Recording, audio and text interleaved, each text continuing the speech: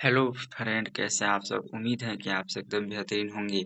और आप लोगों का स्वागत है आपके अपने YouTube channel Vaishali toppers academy में। अगर आप लोग इसमें एग्जाम देने वाले नोट्स ना लिए हैं तो इस नंबर पर कांटेक्ट करके नोट्स बिल्कुल फ्री में ले सकते हैं। 62 023 38 462 इस नंबर पर कॉन्टैक्ट कीजिए। 62 023 38 462 और इस नंबर नोट कीजिए। 62 023 38 462 और नोट्स आप लोग को बिल्कुल फ्री में लिया जाता है।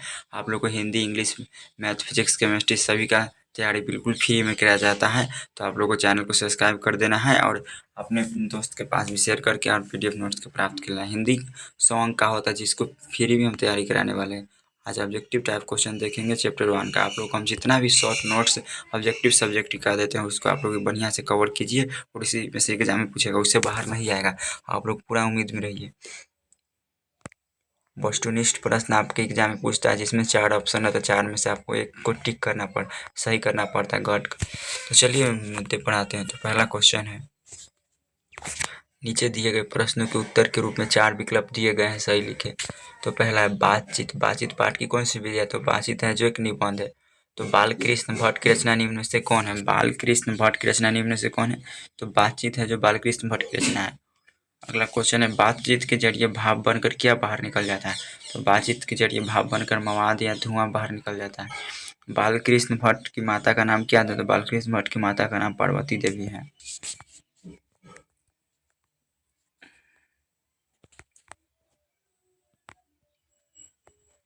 अगला क्वेश्चन है, वह बातचीत शीर्षक निबंध के अनुसार जो कुछ मवाद या धुआं जमा रहता है वह भाप बनकर बाहर निकल पड़ता है। कैसे? तो बातचीत के जरिए भाप बनकर बाहर निकल जाता है। जैसा काम वैसा परिणाम किस लेखक द्वारा रचित प्रहसन है? जैसा काम वैसा परिणाम किस लेखक द्वारा रचित प्रहसन है? तो बालकृष्ण द्वारा है। ऑप्शन नंबर सी सही हो जाएगा। अगला 7 नंबर क्वेश्चन है, बालकृष्ण भट्ट के पिता का नाम क्या था? तो बालकृष्ण भट्ट के पिता का नाम क्या था? वेणी Prasad Bhatt. Option number B हो जाएगा। दमयंती स्वयंवर किस लेखक की रचना है? दमयंती स्वयंवर किस लेखक की रचना है? तो बालकृष्ण भट्ट की रचना है। ऑप्शन सी हो जाएगा। बालकृष्ण भट्ट की रचना बातचीत क्या है? तो बालकृष्ण भट्ट की रचना बातचीत क्या है? तो बातचीत एक ललित निबंध या निबंध भी है। बालकृष्ण भट्ट किस युग के निबंधकार है? तो बालकृष्ण युग के भारतेंदु युग के निबंधकार है। जितने भी ऑब्जेक्टिव क्वेश्चन बता रहे हैं उसको आप लोग कंठस्थ याद कर लीजिएगा। इसी में से एग्जाम में आपके पूछेगा और इससे बाहर नहीं आएगा। तो आप लोग को बढ़िया से याद कर लेना है और जितने भी short notes objective subjective long question देते हैं उसको बढ़िया से कवर कीजिए। और आप लोग जहाँ भी पढ़ते हैं वहाँ से भी तैयारी कीजिए और मेरे चैनल पर आया है तो मेरे चैनल से भी तैयारी कीजिए। अगर आप लोगों से मेरे से कुछ भी सीखने को मिलता है तो मेरे चैनल को सब्सक्राइब कर दे और अपने दोस्तों के पास भी शेयर करें। मनुष्य की बातचीत का उत्तम तरीका क्या है? मनुष्य की बातचीत का उत्तम तरीका क्या है? अवाक होकर अपने से बातचीत करना। अवाक होकर अपने से बातचीत करना। संवाद में सबसे महत्वपूर्ण क्या है? संवाद में सबसे महत्वपूर्ण क्या है? तो संवाद में सबसे महत्वपूर्ण है आत्मीयता। बालकृष्ण भट्ट का जन्म हुआ था। तो बालकृष्ण भट्ट का जन्म कब हुआ था? तो 23 जून 1844 को हुआ। तो ऑप्शन नंबर बी है जो बिल्कुल सही हो जाएगा। 13 नंबर अब अगले क्वेश्चन पर आते हैं। 14 नंबर क्वेश्चन। अगला क्वेश्चन है 14 नंबर, संयोक्ता स्वयंवर रचना। संयोक्ता स्वयंवर किसकी रचना है? तो श्रीनिवास दास की हो जाएगा। और बातचीत शीर्षक निबंध के अनुसार रस का समुद्र किनकी बातचीत में उमड़ा चला जाता है? तो दो हम सहेलियों की बातचीत में रस का समुद्र उमड़ा चला जाता है। ऑप्शन नंबर ए हो जाएगा। वाद विवाद संवाद क्या है? वाद विवाद संवाद क्या है? आलोचनात्मक निबंध की पुस्तक है। ऑप्शन नंबर ए हो जाएगा। बालकृष्ण भट्ट ने कौन सा मासिक पत्र निकाला था? तो बालकृष्ण भट्ट ने हिंदी प्रदीप नामक मासिक पत्र निकाला था। बातचीत किस विद्या की रचना है? तो बातचीत एक निबंध है। रॉबिन्सन क्रूसो ने 16 वर्ष के उपरांत किसके मुख से एक बात सुनी थी? तो फ्राइडे के मुंह से ने एक बात सुनी थी रविंद्र क्रूसो। ऑप्शन ए सही हो जाएगा।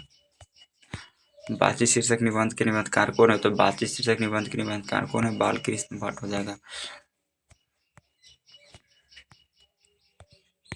बातचीत के माध्यम से बालकृष्ण भट्ट क्या बतलाना चाहते हैं? बातचीत के माध्यम से बालकृष्ण भट्ट क्या बतलाना चाहते हैं? तो भाषण की शैली, बातचीत की शैली बताना चाहते हैं। ऑप्शन हो जाएगा। भट्ट जी को किसने अंग्रेजी साहित्य के एडिशन और स्टील की श्रेणी में रखा था? तो रखा था डॉक्टर रामचंद्र शुक्ल। अगला क्वेश्चन है 22-23 नंबर क्वेश्चन, बालकृष्ण भट्ट का निवास स्थान क्या है? तो बालकृष्ण भट्ट का निवास स्थान इलाहाबाद उत्तर प्रदेश हो जाएगा। ऑप्शन नंबर बी है जो बिल्कुल सही हो जाएगा। बालकृष्ण भट्ट ने किस पत्रिका का संपादन किया? तो बालकृष्ण ने हिंदी प्रदीप नामक मासिक पत्र का संपादन किया। बालकृष्ण ने हिंदी प्रदीप नामक मासिक पत्र निकालना कब शुरू किया था? तो 1877 में निकालना शुरू किया था और इसे 33 वर्षों तक लगातार चलाते रहे। मासिक पत्र यानी महीना में निकलने वाले पत्र को, और साप्ताहिक पत्र जो सप्ताह में एक बार निकलता है। बालकृष्ण भट्ट के पिता पेशे से क्या थे? तो बालकृष्ण भट्ट के पिता पेशे से क्या थे? तो पेशे से एक व्यापारी थे। कौन सा उपन्यास बालकृष्ण द्वारा रचित है? तो सौजान एक सुजान बालकृष्ण भट्ट द्वारा रचित है। तो अब अगला क्वेश्चन 28 नंबर पर आते हैं। 28 नंबर क्वेश्चन पर आते हैं। नाटक के प्रारंभ में 28 नंबर क्वेश्चन है, नाटक के प्रारंभ में होने वाले मंगल पाठ को क्या कहा जाता है? तो नाटक के प्रारंभ में होने वाले मंगल पाठ को नांदी पाठ कहा जाता है। तो आप लोग को ऑप्शन नंबर बी याद रखना है। रॉबिन्सन क्रूसो को कब तक मनुष्य का मुख देखने को नहीं मिला? रॉबिन्सन क्रूसो को कब तक मनुष्य का मुख देखने के लिए नहीं मिला था? 16 वर्ष तक नहीं मिला था। बोलने से ही मनुष्य के सही रूप का साक्षात्कार होता है, किसने कहा था? तो एडिसन बेन जॉनसन कहा था कि बोलने से मनुष्य के सही रूप का साक्षात्कार होता है। असल बातचीत सिर्फ दो व्यक्ति के बीच हो सकती है, किसका कथन है? तो एडिसन के अनुसार असल बातचीत सिर्फ दो व्यक्ति के बीच हो सकती है। ऑप्शन ए हो जाएगा।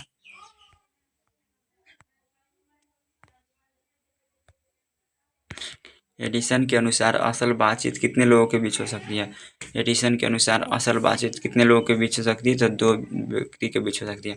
बातचीत से मन किस प्रकार का हो जाता है? तो बातचीत से मन हल्का और स्वच्छ हो जाता है और आनंद में मग्न हो जाता है। किसके न होने से श्रेष्ठ गूंगी प्रतीत होती है? तो वाक शक्ति के न होने से गूंगी श्रेष्ठी प्रतीत है। वो आर्ट ऑफ कन्वर्सेशन कहाँ के लोगों में सर्वाधिक प्रचलित है?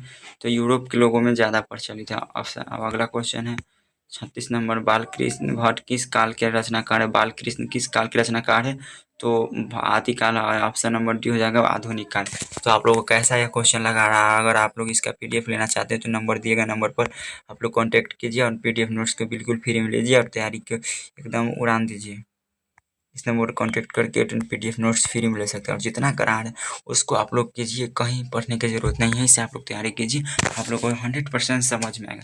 अगर आप लोगों को समझ में आ गया होगा तो, नहीं समझ में आया तो नीचे कमेंट करिएगा, तो उससे ज़्यादा आप वीडियो में समझाएंगे। चलिए आज के लिए इतना ही, मिलते हैं अगले वीडियो में। तब तक के लिए सभी भाई को जय हिंद।